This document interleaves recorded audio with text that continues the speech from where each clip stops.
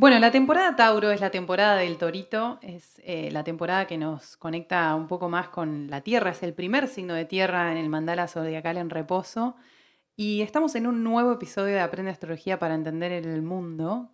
Voy a empezar como siempre preguntándole a Mechi cómo anda. Hola, hola, hola. Muy bien por acá. A mí la temporada Tauro me encanta. Creo que somos varios fanáticos y fanáticas de Tauro. Es un signo que nos sienta bien a todos y a todas porque tiene que ver con el disfrute, con el cuerpo, con los mimitos, los placeres. Pero Tauro tiene un condimento especial este año y los últimos años, que es que adentro está Urano. Entonces hay una revolución interesante alrededor de Tauro y por eso hoy trajimos a una persona muy especial para que nos hable de ambientalismo y ecología, que es un tema que nos interesa de sobremanera. Está con nosotras Dafna Nudelman, la loca del tupper. Bienvenida. Muchas gracias, chicas, gracias por la invitación. Así que acá estamos con Tauro y esta luna nueva. Ustedes me contarán de qué se trata. Tal cual. Bueno, cuando le invitamos a Dafna al podcast nos decía esto de, yo no sé nada de astrología, pero soy de Tauro. ¿Cómo se dieron cuenta que yo era de Tauro? Y bueno, ella tiene una cuenta en Instagram que se llama La Loca del Tupper, donde básicamente da consejos de ambientalismo y ecología. Esta es mi observación, vos ahora nos contarás más en profundidad. Urbana, ¿no? Que es algo como muy importante. ¿Cómo hacemos en la ciudad para ser seres ecológicos con todo este contexto tan grande que nos atraviesa, que es este sistema que es bastante destructivo o a veces incoherente con esas prácticas y con esas lógicas? Así que bueno, primera pregunta es ¿cómo surgió la loca del tupper? ¿Cómo aparece esta identidad tuya de la loca del tupper y cómo llegás a Instagram y demás? Buenísimo, bueno, creo que sí, esa es una buena pregunta porque para responderla de alguna forma te voy a contar varias cosas que tienen que ver con un poco mi historia como activista ambiental, porque arrancó, la Loca del Tupper nació, justo lo hablábamos un poquito ahí antes de entrar acá, que nació en 2018, 2019, que fueron como estos años de donde empezó como una revolución de mayor conciencia ambiental.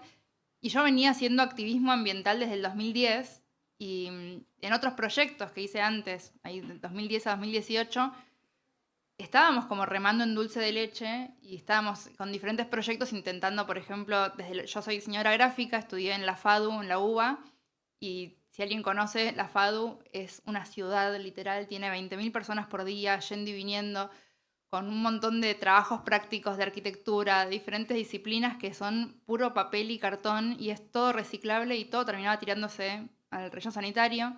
Entonces, con un par de compañeros empezamos a decir, esto no está bien, ¿qué hacemos para cambiarlo? Y empezar a proponer diferentes proyectos para que la facultad tenga recolección diferenciada, que pueda todo ese cartón, todas las latas, porque al final el 95% de los residuos era reciclable. Bueno, ¿qué podíamos hacer ahí? ¿Cómo podemos también generar más conciencia en los futuros profesionales de la arquitectura, del diseño, que se están formando en la universidad y que quizás no estaban, en ese momento no estaban incorporando ningún tipo de concepto de impacto ambiental en la práctica? ¿Cuál es el impacto de, bueno, de imprimir un libro? ¿Cuál es el impacto o qué puedo hacer como arquitecto? Que hay una cantidad de cosas para hacer en la arquitectura sustentable. Entonces, bueno, empezamos a intentar poner un poco de contenidos ahí, pero como todo, la verdad, ahí les dejo el spoiler de cómo termina. Hippie también. Falta la voluntad política, claro. Nosotros como convocábamos actividades y era la época de Facebook, todos ponían asistiré, me gusta, asistiré, asistiré. Llegaba el día del evento y éramos los mismos 5 gatos locos que nos mirábamos la cara y era bueno, nada, lo hacemos nosotros 5. Acá hay una por ahí, hay una de mis compañeras de Fado Verde. Y la verdad es que llegó un punto donde si no había voluntad política para que este proyecto lo institucionalice la facultad, no teníamos manera de seguir. Así que fui por otro camino, con otro proyecto. También está como esa energía activista de, bueno, ¿qué hacemos con esto para que en ese momento era que sabemos que tenemos que reciclar, pero en la ciudad no hay ningún tipo de solución para que el ciudadano le acerque sus reciclables a los cartoneros que están ahí juntando los reciclables? Entonces, bueno, armar una solución tecnológica para conectar estas partes y cerrar el circuito. Todos estos proyectos fueron antes de la Local Tupper, pero me sirven para decir que estuve intentando reciclar un montón y me di la cabeza contra todas las paredes para darme cuenta que reciclar es muy difícil y que tenía que empezar a evitar el residuo, ¿no? A reducir. En vez de generar el residuo y decir, bueno, lo reciclo, ¿cómo hago para evitar esa bandejita, evitar esa botellita, evitar esos cubiertos? Dafna, En este tengo una contexto pregunta. urbano, ¿no? Nombraste algo ahí que a mí me interpela un montón, que es la frase voluntad política. ¿Fue la respuesta al no reciclaje cuando no hay voluntad política o un plan de gobierno que acompañe esto del reciclaje? ¿Fue ahí donde encontraste la respuesta de decir, bueno, no es el reciclaje, entonces si no hay voluntad política que nos acompañe en este plan, lo que tenemos que hacer es evitar el residuo? Sí, o sea, voluntad política faltó en el contexto institucional puntualmente cuando nosotros no decidíamos qué hacía la facultad. Después surgieron otros proyectos, quizás más institucionales, y en algún momento existieron, no sé si alguien estudia ahora en la Facultad de Arquitectura y me pueden decir cómo está ahora la separación en origen. En algún momento hubo tachos, pero después no, como muchos vaivenes. Más que la voluntad política fue la complejidad del sistema. O sea, Claro. ver que realmente era muy difícil, que por más que le ponemos ganas y que le ponemos educación acá, pues yo al final lo que terminé haciendo ahora, que ahí igual me falta la partecita del tupper, pero lo que termino haciendo ahora, que es educación ambiental, es lo mismo que hacía antes. Solo que antes lo hacía en un marco más institucional dentro de un proyecto y habla un logo, ¿viste? No habla una persona. Al final lo que terminó pasando fue esto de quiero tomar helado, pero estoy cansada de volver con un pote de telgopor que yo sé que como es 98% aire y solamente 2% plástico, nadie lo quiere reciclar después.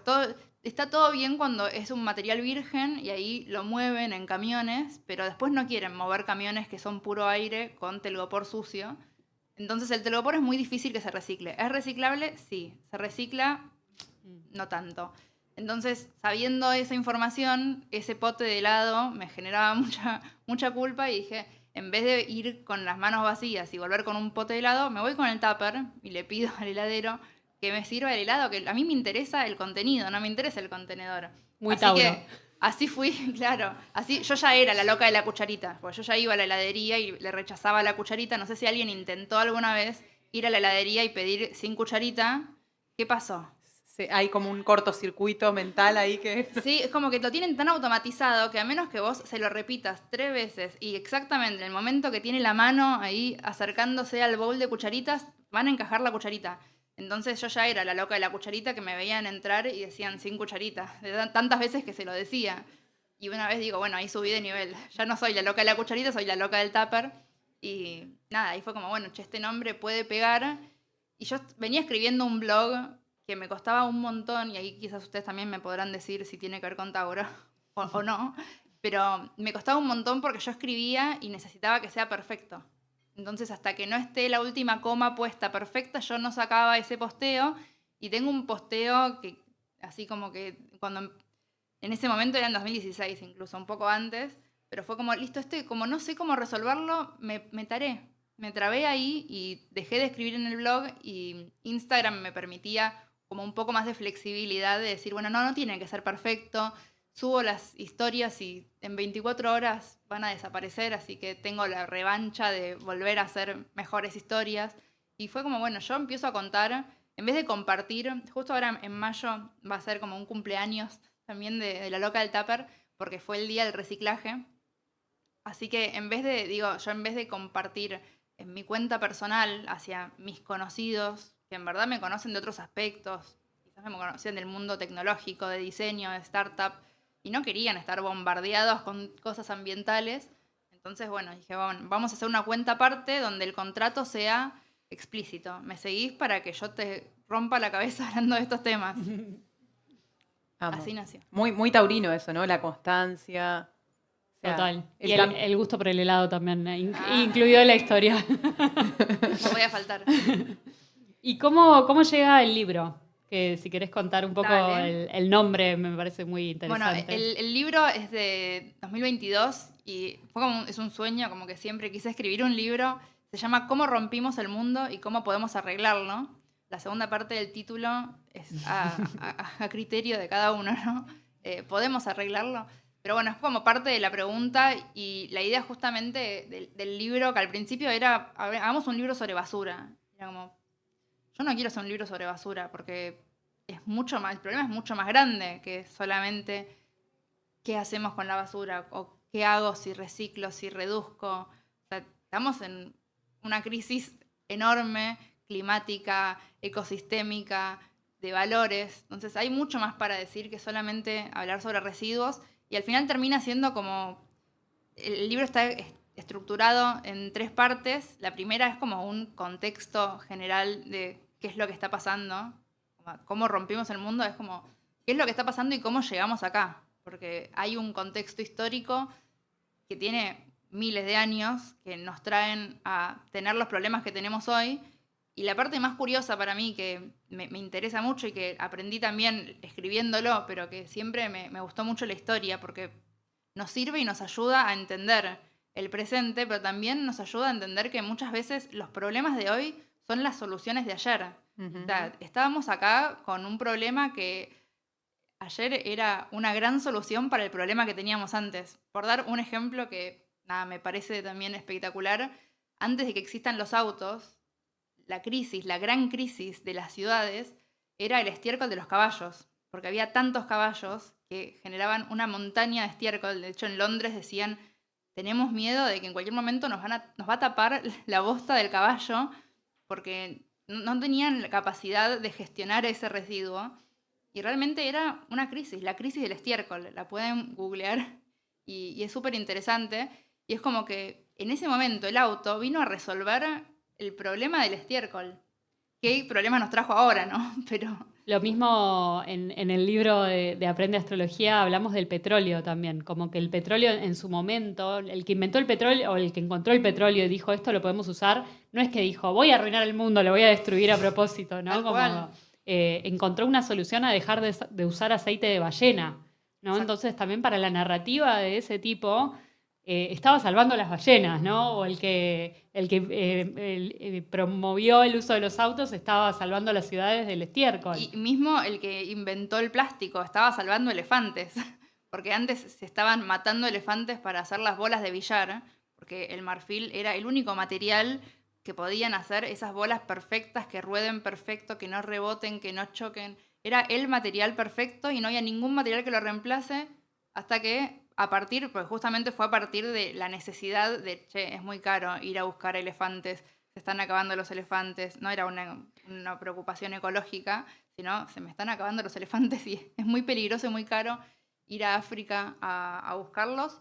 Pero bueno, se desarrolló como de casualidad también ahí el material que vino a reemplazar el marfil para todas las cosas. Creo que es la solución al feudalismo y los problemas feudales, que era el microproblema del consumo en utilizar caballos, vino a ser solucionado por la revolución industrial, que en su momento trajo grandes soluciones a la calidad de vida de la gente de la época. Y creo que hoy en día estamos en un momento bisagra en esta nueva revolución industrial o tecnológica en el que tenemos que decidir no solamente resolver el problema cotidiano que tienen las personas y la forma de la redistribución de la riqueza a la hora de relacionarnos como sociedad, sino que a esto le agregamos el tema de que la crisis climática es una crisis, estamos hablando de un colapso ambiental urgente y que no tenemos 300 años para resolver este problema. O sea, en 50 años las cosas van a lucir, si no cambiamos nada, mucho más desastrosas de lo que alguna vez creo que pudimos imaginar habitando este planeta. Sí, como que se nos fue la mano con las soluciones, lo que parecían ser soluciones, se nos fue las manos. Y capaz que no necesitamos ahora tantos autos, usar Tal tanto cual. petróleo, ¿no? Claro, Tanto pero plástico. justamente como vos contabas, o sea, no es que había una intencionalidad sabiendo que eso es lo que iba a pasar. Entonces también un poco ese es como en algún momento sí se supo y se siguió haciendo y ahí hay como una negligencia, pero en un primer momento no es que había un complot, una conspiración para destruir el mundo.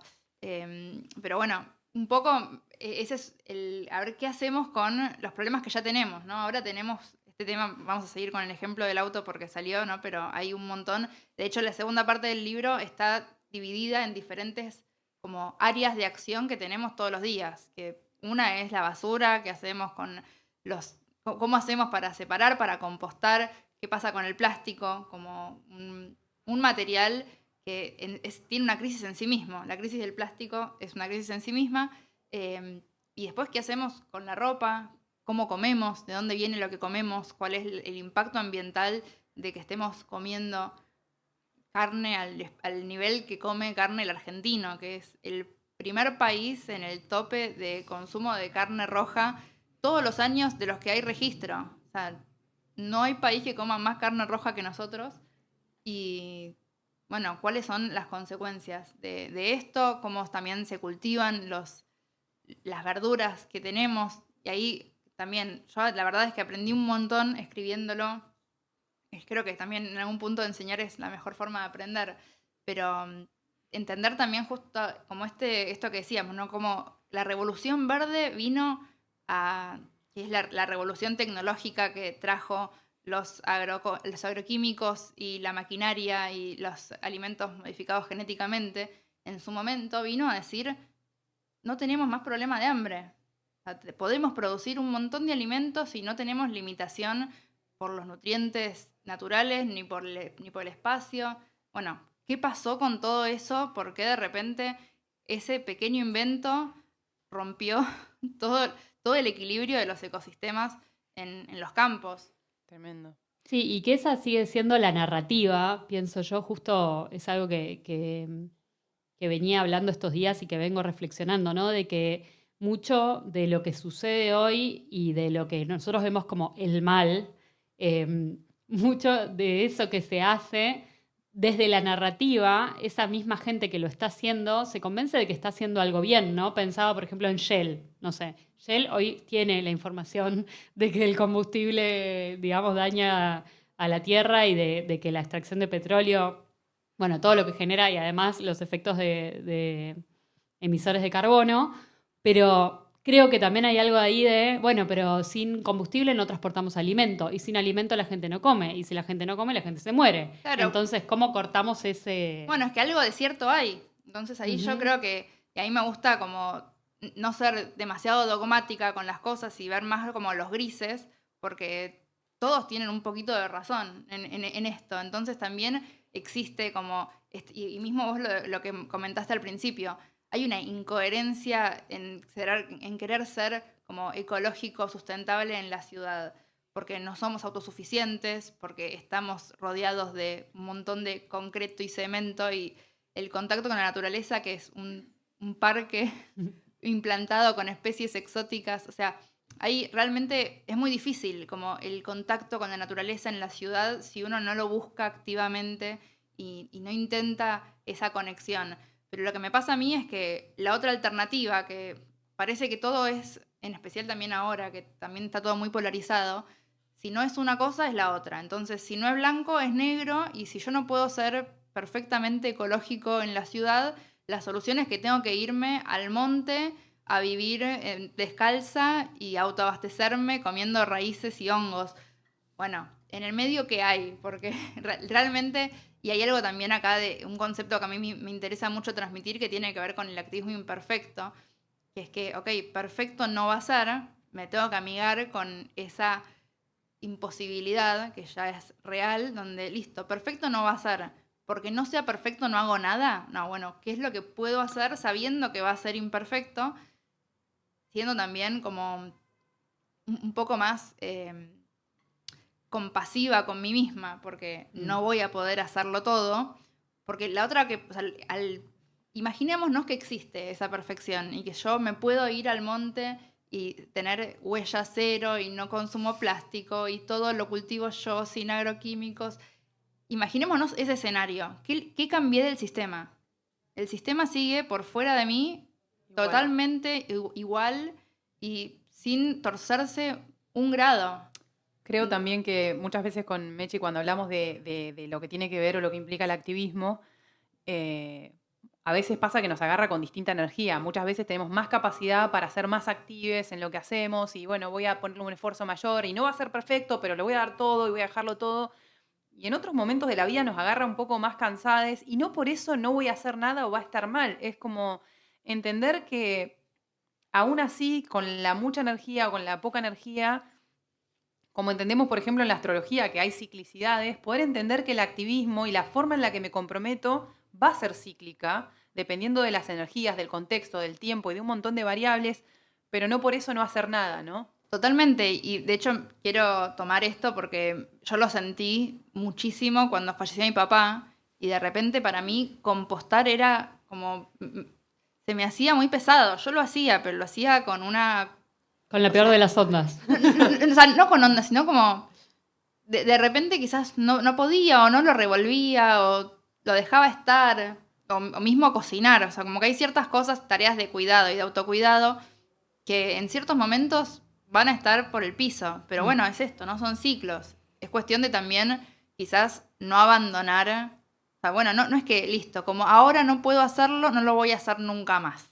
Claro. Y ahí creo que me pongo acuariana de nuevo y es como, por lo general cuando estamos en estas causas de activar cosas, hay una red alrededor nuestro, compañeros que nos ayudan, que nos apoyan, que nos acompañan, como permitirnos en esos momentos, tal vez no podemos hacer tanto, pero seguir participando de esos espacios que nos nutren y que nos dan la energía. Y vos capaz que ese día no estabas tan bien para revolver el compost, pero ibas a alguna charla con alguna compañera, escuchabas algo, te volvían las ganas y un día las ganas volvieron y hoy seguramente revolvés el compost con mucha más energía porque pasó el Totalmente, ciclo.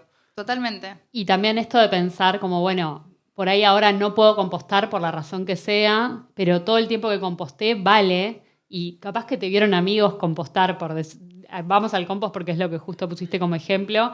Y eso también se contagia. Entonces me parece importante, aunque lo hagas un mes, 2 meses, es mejor que cero, ¿no? Como, bueno, empezar por algo de eso sin irnos al extremo, porque yo pasé mucho soy acuariana medio fanática de mis ideas o de las ideas que voy aprendiendo y pasé un poco por ese extremo de decir, bueno, no como nunca más un ultraprocesado y de repente me di cuenta que por ahí la estaba pasando mal porque me quería comer un alfajor y me estaba autorreprimiendo, ¿no? Entonces también es como mi pensamiento llegó a, che, yo no le hago bien al mundo teniendo estos pensamientos represivos tampoco.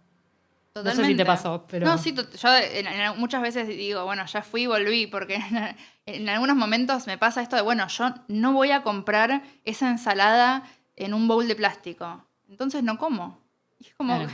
¿qué es esto? O sea, ¿en qué momento de repente en la balanza va a pesar más evitar ese residuo que comer? O sea, porque estuve en ese momento, estuve en ese lugar y era como, no, esto no lo voy a comer, entonces y bueno, las opciones que tengo en este momento son estas. ¿Qué puedo hacer? Ahora, lo mejor sería planificar más, pero bueno, ahí claramente hay otros desafíos personales de organización que exceden lo que me estaba pasando en ese momento. Pero totalmente, creo que hay como, bueno, de vuelta, ¿no? Los dogmas. La rigidez. La rigidez, exacto. Es tipo, bueno, entonces... Y también las etiquetas, porque en algún punto es como, bueno, entonces yo me pongo esta etiqueta, me autopongo, porque nadie me la está poniendo nada, pero me pongo esta etiqueta, entonces por eso tengo que hacer algo que, lo que vos decías, tipo, nunca más comer esto. Bueno, ¿qué significa? Por eso dentro de, por ejemplo, acá lo comento también que quizás haya varias personas, digo, dentro de todo lo que son las etiquetas de alimentación, y acá en el libro hay un capítulo de alimentación y el apartado que tiene más que ver con, siempre todos los capítulos terminan como un ¿qué puedo hacer? O con algo más tangible para llevar a la práctica. Y es como, bueno, acá hay 5 dietas que tienen algún impacto ambiental positivo. Y no es que hay una sola o que es esta o nada. Eterna. Y cada una va a tener un enfoque diferente. Entonces, nada, está bueno como también abrir un poco la cabeza y decir, y mismo esto que vos decís, como, ¿qué puedo aportar haciendo esto?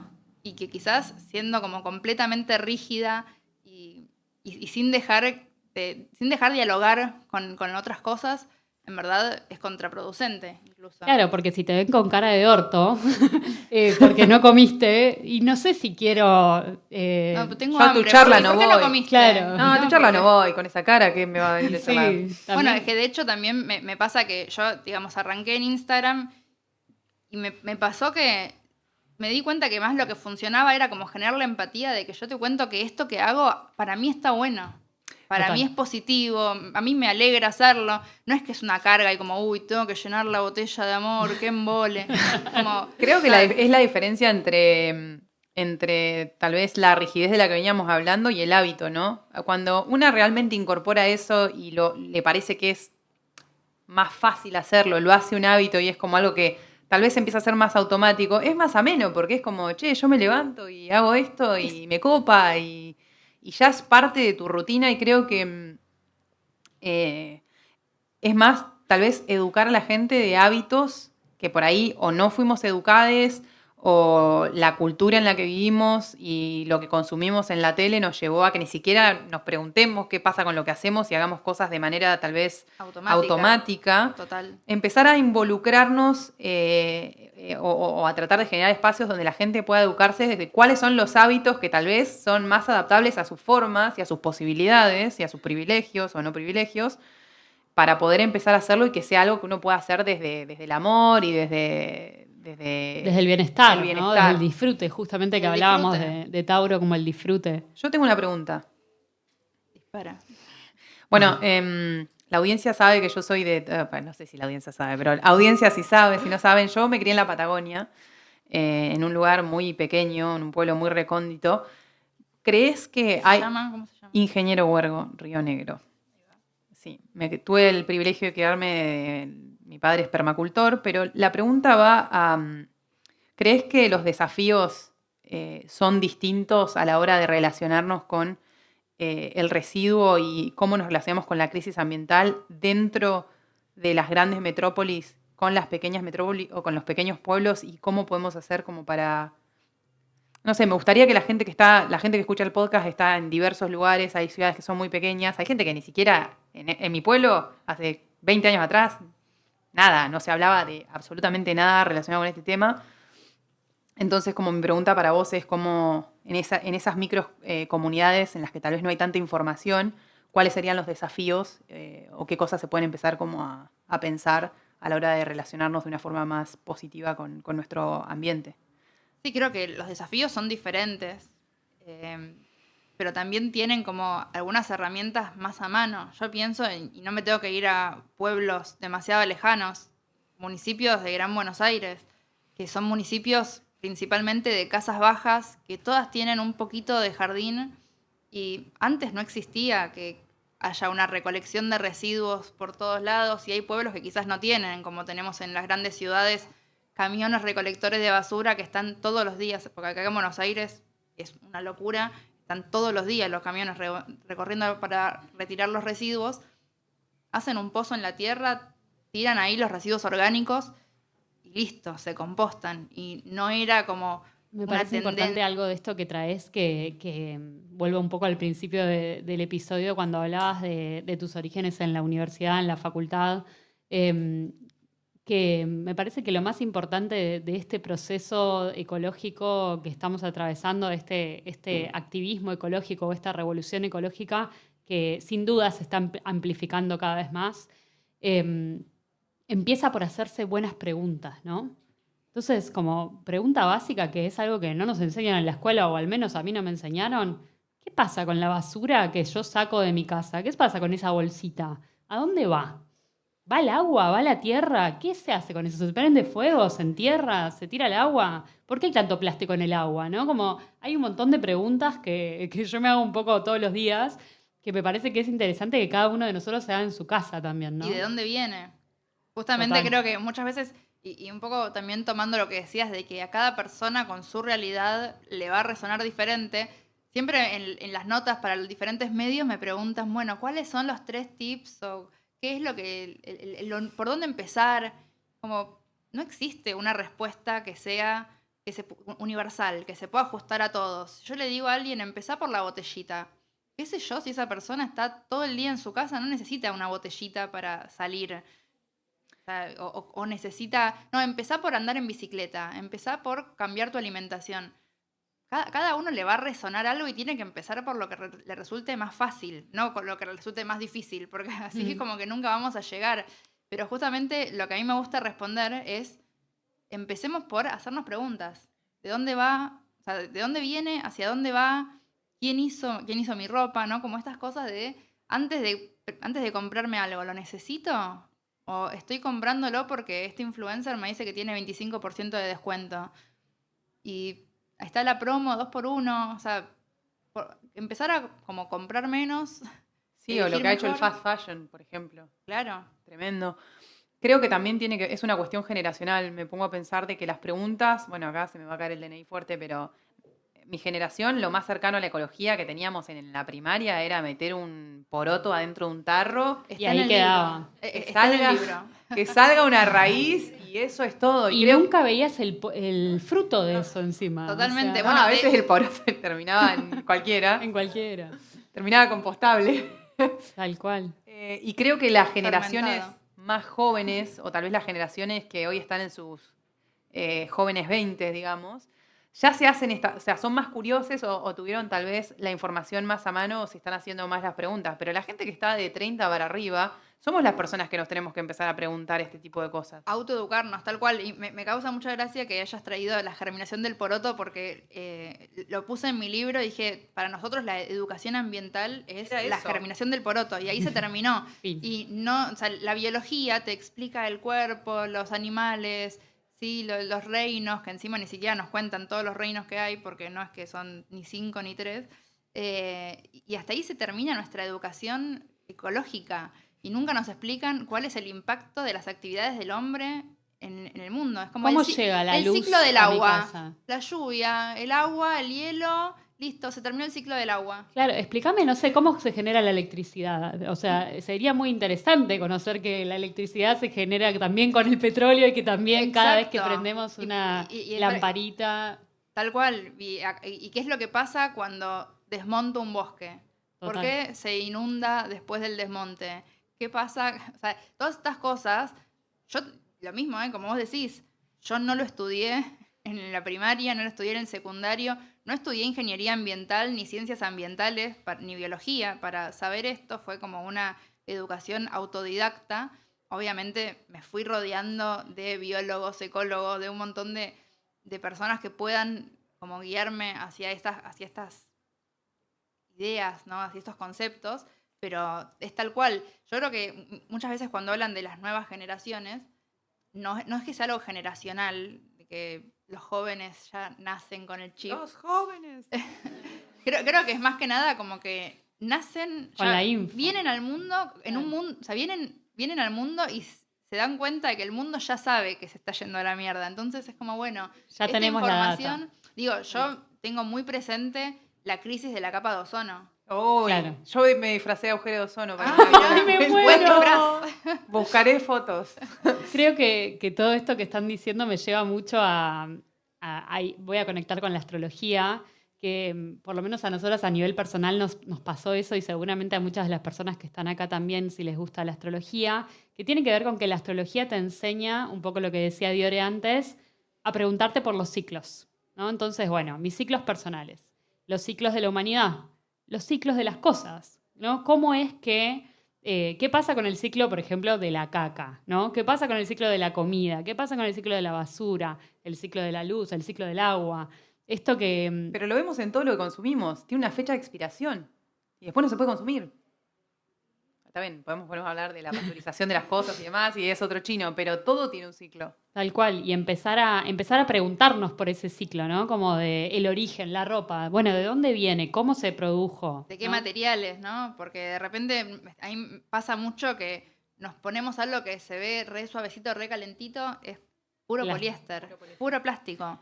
Y ya lo hacen tan bien que uno ni se da cuenta. Lo comparás con algo de lana, de algodón, y No, que- y algo más por ahí más profundo de esta generación o de esta época del mundo es cuánta energía consumo cada vez que hago una búsqueda en Google. Que se me ocurre, no, Totalmente. te sentás con tus amigues a fumar un porro en un lugar y te pones, podemos saber otra cosa. Y empezás a googlear cosas. ¿Cuánto consumo energético hay cada vez que hacemos eso, Cada vez que vemos un video en YouTube.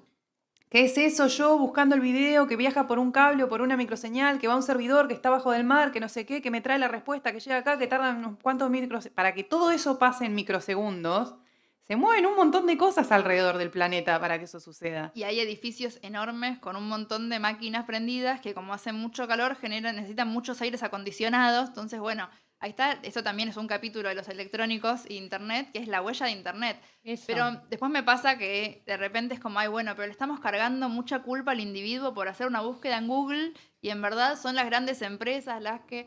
Bueno, y esto es como un boomerang, como que va y viene, porque yo pienso, ponele, en vez de decirlo con Google, que es más intangible, pongámoslo con un cepillo de dientes, una multinacional que produce un montón de cepillos de dientes.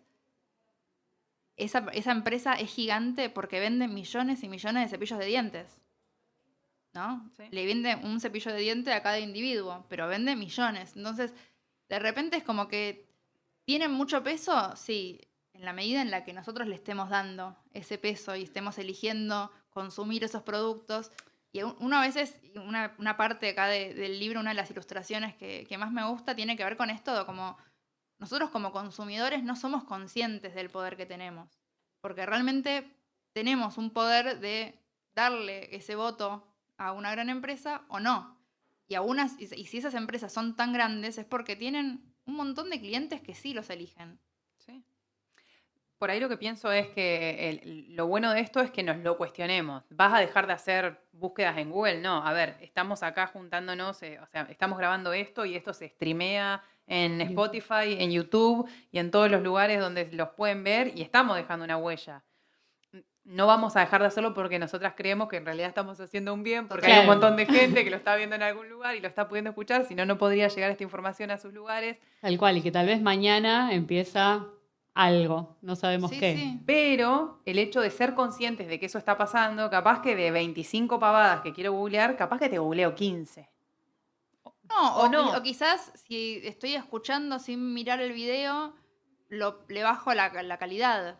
Y eso también como que reduce el peso. O lo pongo para escuchar en audio y no lo veo en video. Creo que hay algo como de... ¿Se le dice higiene? ¿Puede ser? Higiene digital. Higiene digital, como para ir limpiando un poco nuestros consumos. La realidad es que hay muchas cosas, como dijiste, que no vamos a dejar de hacer y todo tiene una huella. O sea, para tener huella cero tenemos que no haber nacido.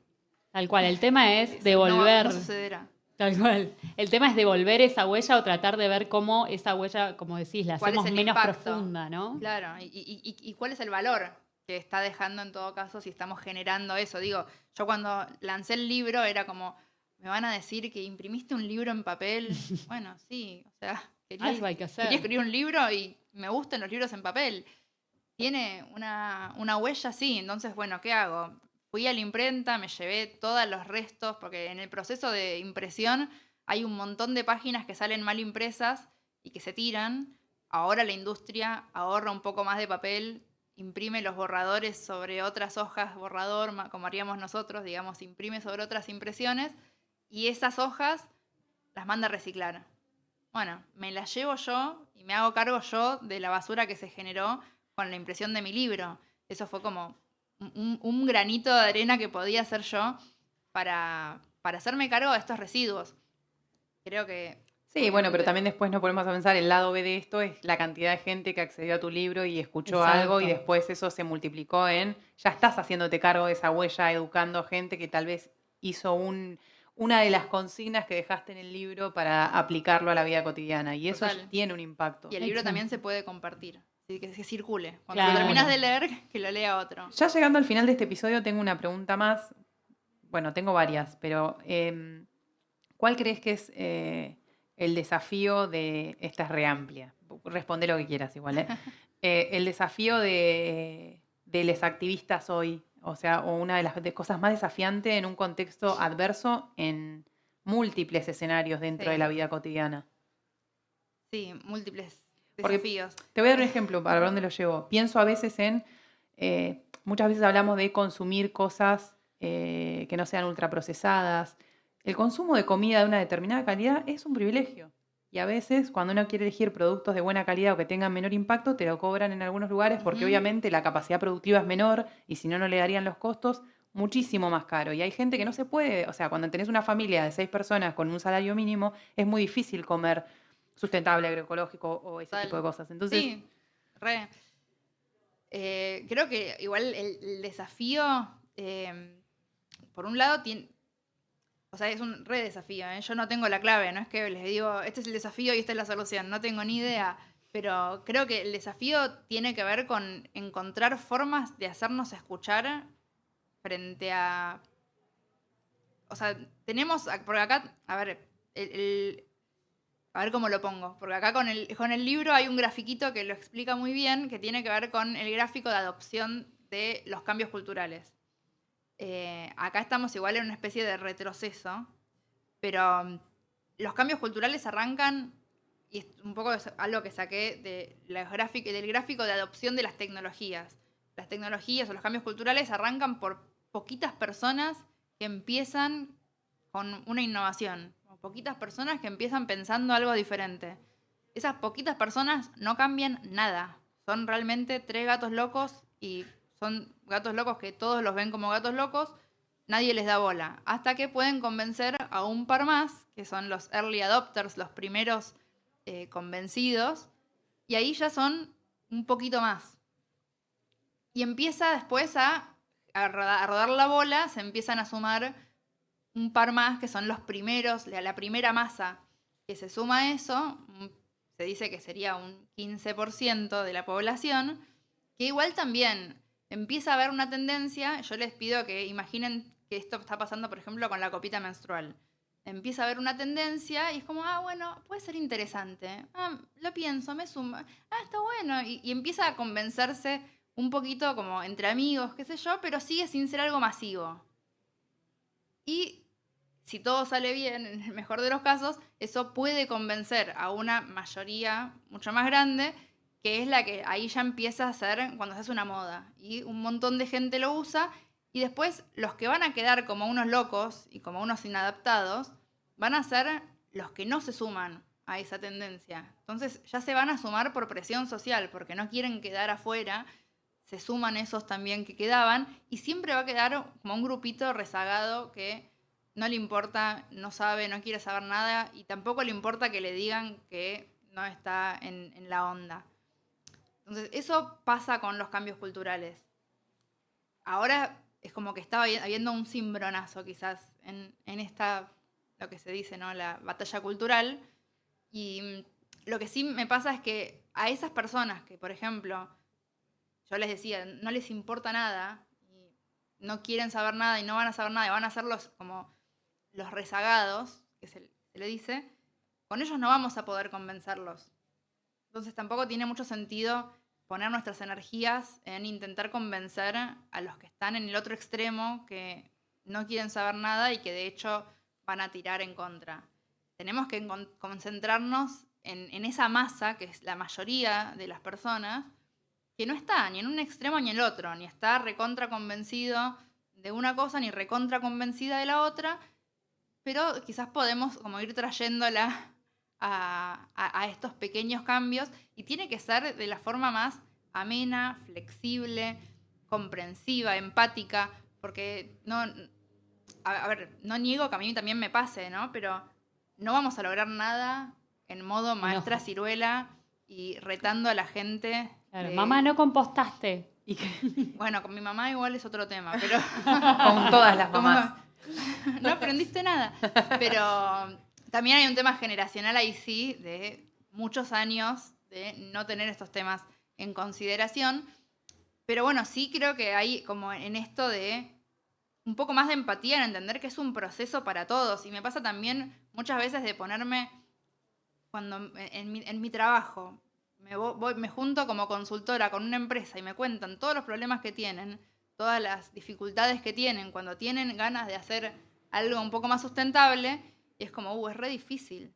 Entonces, también las empresas están incluso transitando estos procesos de hacerse un poco más sustentables porque entienden que tienen que hacerlo. Quizás para algunas es una intención original que partió desde siempre, que queremos ser sustentables, está en el ADN, y otras se dan cuenta de que, bueno, en verdad ya no va más. O sea, como veníamos haciendo las cosas, estaba mal, tenemos que cambiar, queremos cambiar, dale, cambiemos. Bueno, pues es re difícil. Y es que si a nivel individual cuesta, Imagínate. imagínate a nivel organizacional, ¿no? Como, o en el Estado, No, como y aparte que hablábamos al alguien tiene que poner una principio. firma, que tiene que conseguir la firma del superior, del VP de no sé qué, que se habla con el de finanzas, que en realidad eso no deja tanta plata, entonces no sé si lo vamos a hacer tan rápido y es Bueno, un embrollo. pasa todo eso y también pasa a veces que de repente, imagínate si es como que la crisis existencial es tu existencia está mal. Claro, Entonces, ¿qué hago? ¿Dejo de existir? claro. O sea, ¿me autoinmolo? ¿Y qué, digo, para traer estas cuestiones, conflictos y desafíos, ¿qué hago con las 100 familias que están trabajando en esta empresa? Claro, de una. Claro. Bueno, y creo que para ir cerrando y haciendo esto circular de nuevo, creo que la ventaja de que Urano esté en Tauro por poco más de un año nos va a ayudar con esa flexibilidad necesaria para cambiar y adoptar, eh, tal vez de manera, después de que Urano esté en Tauro, se va a ir a Géminis, ¿no? Pero creo que poder adoptar y flexibilizarnos en la forma en la que nos relacionamos con la materia de maneras más creativas, de maneras más uranianas, de maneras que son necesarias para garantizar la subsistencia no solo de la raza humana, sino del planeta en general, no por ponerme como tan fatalista, pero realmente estamos en un momento crítico. Creo que Urano esté en Tauro en este momento, para mí no es casualidad, y creo que la micro revolución uraniana dentro de cada una de las personas que escucha esto es, primero y principal, flexibilizarnos en la forma en la que nos relacionamos con el planeta, pero hacer esa microactividad que podamos transformarla en un hábito, que no sea algo que nos cueste, que no sea algo que... Empecemos con algo que no nos cueste, algo simple, algo que podamos hacer 21 Con días. disfrute, claro, con gratificación también. Y esto de no sentir culpa, porque tampoco es que es nuestra culpa haber nacido en este contexto histórico y en este momento del planeta, pero sí tomar responsabilidad, ¿no? Como no irnos a ese extremo del autocastigo y el flagelo, saber que tenemos que vivir y que eso implica tener una huella, pero bueno, ver cómo esa huella se suaviza o cómo nuestras acciones devuelven la huella de alguna manera. Por ahí es contándole a alguien sobre algo de todo esto, ¿no? Creo que hay algo en la Total. gratitud, perdón, con esto termino. Creo que hay algo en la gratitud de tener el privilegio de poder sentarnos a pensar en estas cosas. Hay gente que hoy Totalmente. no se puede sentar a pensar en nada más que en salir a subsistir en las condiciones más adversas que nos podamos imaginar. Entonces, ya desde el microacto de tener la gratitud de poder decir, che, yo hoy me tomo este tiempo para pensar en qué puedo hacer con mi cepillo de dientes la semana que viene, ya eso creo que es la gratitud necesaria para poder empezar este pequeño cambio en lo cotidiano, ¿no? Totalmente, y me parece que está bueno esto de como traer a veces la conciencia llega antes que la acción. A veces, y está bueno que a veces, ok, soy consciente de que lo que estoy haciendo no está bien, pero ya tengo la conciencia, no es que lo hago en piloto automático, porque me enseñaron, porque así se hace, por inercia. Bueno, lo hago sabiendo que está mal. A veces me dice, ¿se dice consumo responsable o consumo consciente? Yo digo, bueno, yo lo separo. Siento que el consumo consciente puede ser un consumo no responsable, pero es consciente. Yo sé que, no, que podría hacerlo de otra manera. El consumo responsable ahí es consciente y responsable.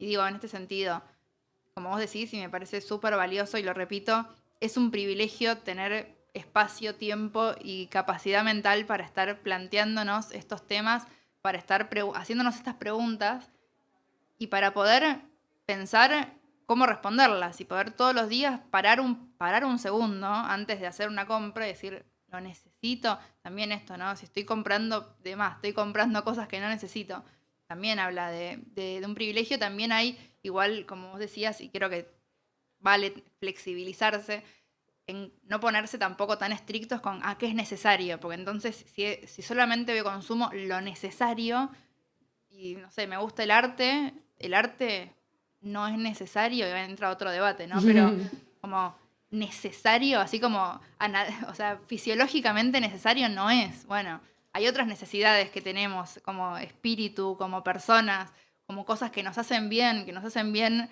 a nuestra salud mental y que quizás, bueno, cómo podemos como empezar a incorporar otras categorías de bienestar sin ser eso tan dogmáticos o tan estrictos y en estas categorías de que si no es una cosa es la otra, que nos pasa ahora, pasa mucho en la política. O sea, no existen espacio para los grises. Y a veces las cosas pueden ser al mismo tiempo las dos y pueden ser un poco y estar mezcladas y que hay matices en todo, pero ¿cómo podemos en todo caso nosotros reflexionar y traer a nuestro día a día estos pequeños hábitos que encima se van a ir como sumando, se dicen como escalando? O sea, primero sumo un hábito chiquitito en la medida en la que ya lo tengo incorporado.